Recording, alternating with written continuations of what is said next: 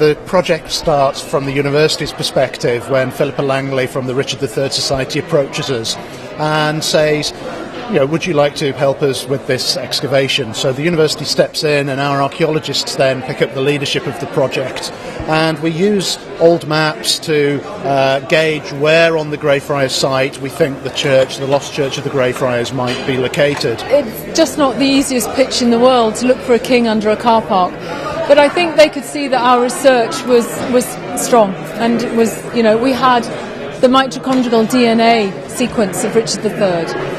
We'd dismissed the story of his bones being thrown into the River Soar, and we also had an idea of where the church was.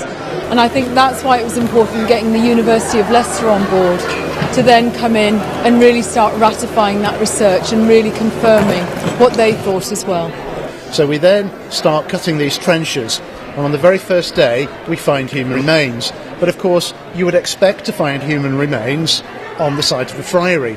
So it's only when we work out where the chapter house is, where the church is, and where the choir of the church is of the Greyfriars that penny suddenly drops, and we realise that these remains we found on the first day are right in the area of the church where we're looking for. And we find curvature of the spine and battle injuries to the head.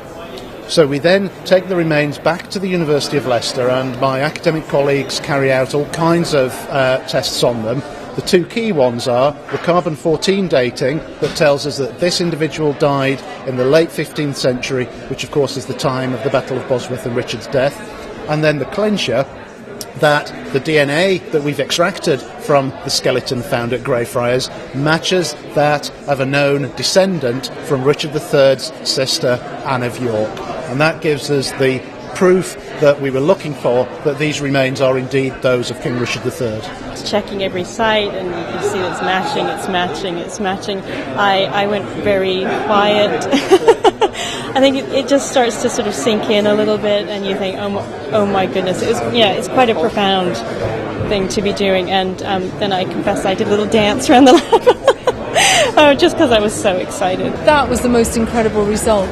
We never expected that in our wildest dreams. Not with ancient DNA, because it can corrupt, it can mutate, but we got it. So it's incredible. It is a fantastic story that we've been able to share with the world today. I'm really pleased we were able to hold the punchline until the last minute, because we've always felt it's important that people see the evidence that has led us to the conclusion that we've reached. So we were really pleased that the story didn't blow before today. I think we're all so exhausted. I think we'll probably go home and have a mug of cocoa. But we're going to celebrate. And we've got our 90th anniversary coming up next year, which will be the year that we rebury King Richard.